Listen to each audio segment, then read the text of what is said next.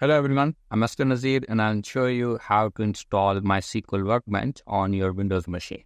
So to install the MySQL Workbench, it's very simple. Simply open up your browser and then all you have to do is type MySQL Workbench. And once you do that, make sure the link that you are clicking is from mysql.com. So simply click on MySQL Workbench and then it's going to take you to their website.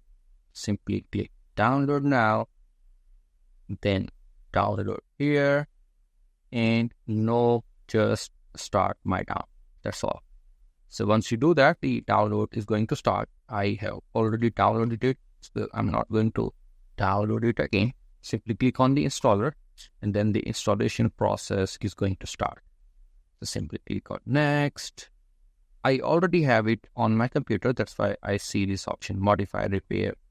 But you are not going to see these options. So simply click on next, next, and next. And then it's going to install MySQL Workbench on your computer. So once the process is complete, you can open MySQL Workbench by searching it here. Perfect.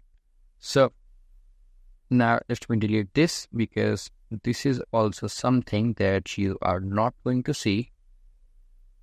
So you are going to see something like this. So before we can use MySQL Workbench to write our queries, we need to create a connection to the database on which we will be writing our queries, executing our queries. For that, you have to click on this plus button here, and then you have to enter the information of the server on which the database is stored. So first, let's give a name to the connection admin, and then this is where you have to enter the information. So all of this information will be shared with you in the course announcement. So do not worry if you see something different over here and different in the course announcement.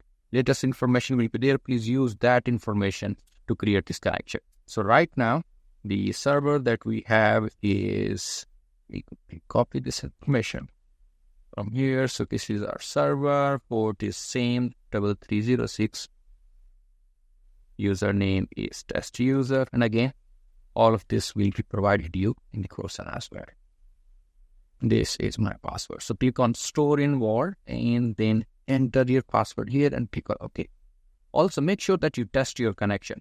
If you enter something different, or if the username is not correct or password is not correct or anything, you're not going to get this option, this message, successfully made the connection. Because I have entered everything correctly, that's why I see this option. So at this point, if you have entered something wrong, please double check your information, test your connection before you move forward. Once the connection is successfully created, click on OK, and then you click on this option here. Now this is going to open the editor where you can start writing your MySQL query. Now, meanwhile you're starting, let me also give you a little bit idea of what is this MySQL Workbench. It's very similar to IntelliJ. Just like we use the IntelliJ to write our Java code, we will be using this MySQL Workbench to write SQL queries. So there can be so many databases on your computer. So to check the ones which are available to you, and again they can be different because I'm using a different name, different username and password, click on this schemas here.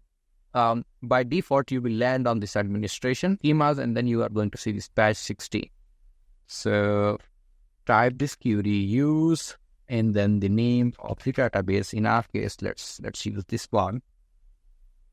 And then type select all from person, semicolon, select your queries, and hit this query. And if you see some kind of output like this, that means all went well and you are good for your class. If you face any issues, please post in the support channel. That's all for this video. I'm going to see you in the class. Take care. Bye-bye.